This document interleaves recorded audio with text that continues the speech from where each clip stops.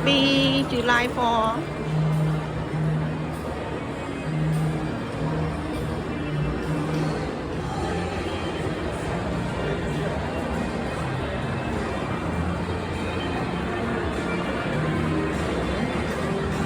Hello bà Pớ, bài mong mở.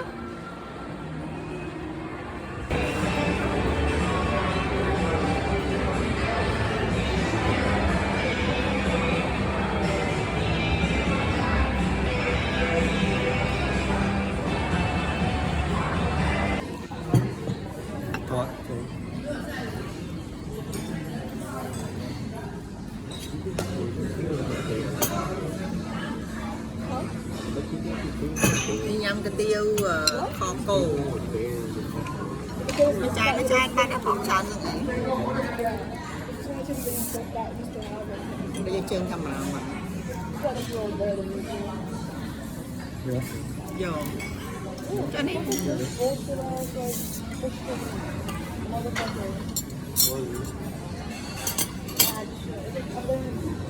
About like oh the Bible and shit like no.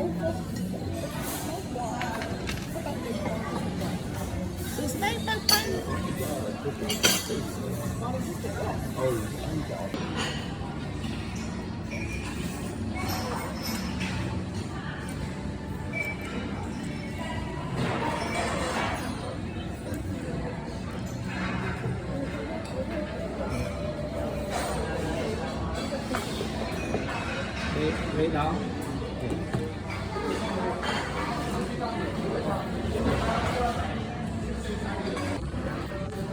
Bán đấy. Dám cắt to mối nó hụt trong lần hả?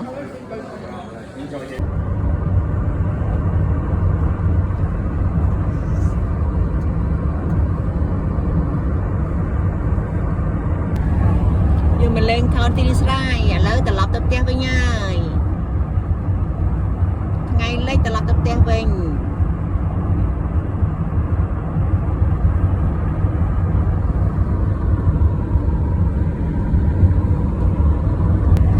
Khơi prey dân á, bom ớt luôn té nông prey nước mình sập té đẹp lời kìa, té kìa, té này trồng ca, để trồng ca pot.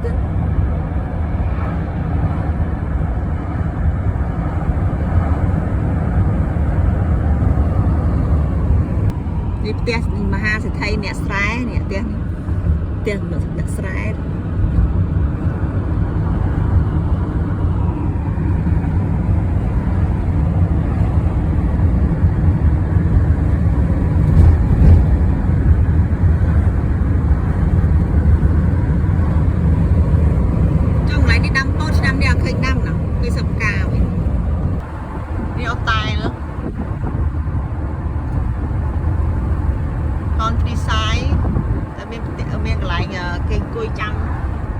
Bây giờ bà lan hot nhưng cho quay lên hay miền là cái tóc tập hay lấy nữa ta ta cái bằng prey mà toàn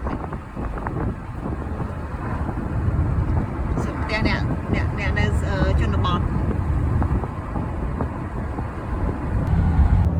so đây ini papa hello so đây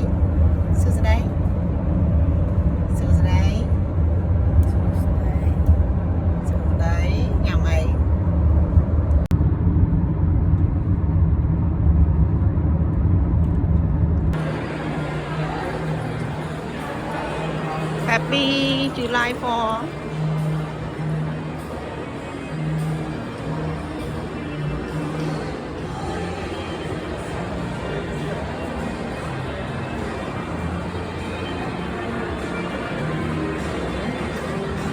Hello bà Pớ, bài mong mở.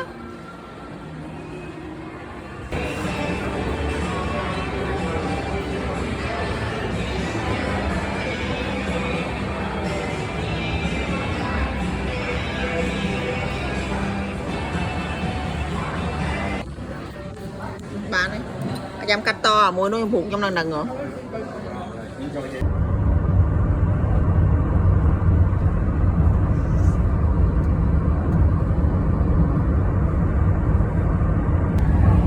Giờ mình lên thôn Tilisrai, lỡ từ lọc tập té với nhau.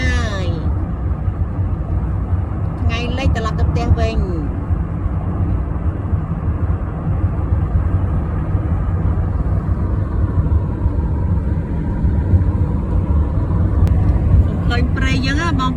tia nước nông prey nước mình sập tia điệp lời kìa tia này trồng ca để trồng ca pot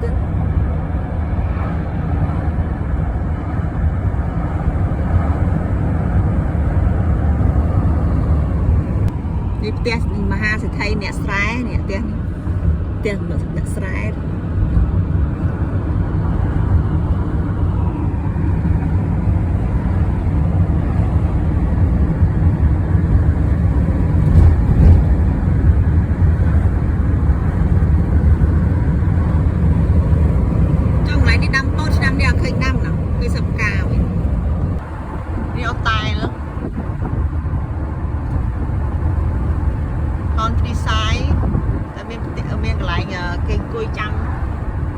dương bạc lan hot dương cho quay lên hay miền là cái tốc tập hay lấy nốt tên ta cái bằng prey mà nó toàn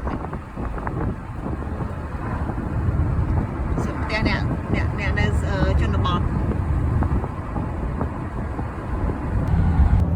sửa đây ini bapa hello sửa đây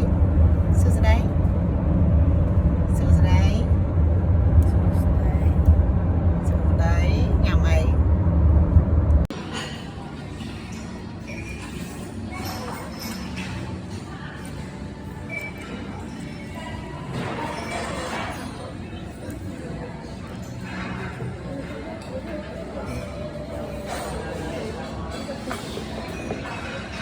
Đấy đó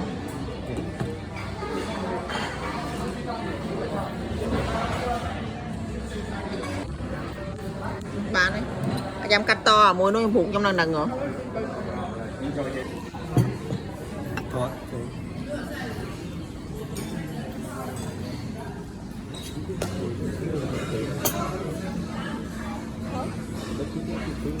đi nhâm cái tiêu kho cổ nó chai ba đã phòng tròn rồi đấy bây giờ trên cầm nào mà giờ cho nên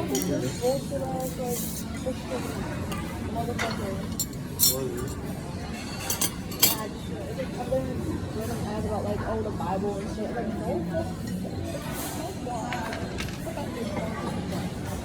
Stay back.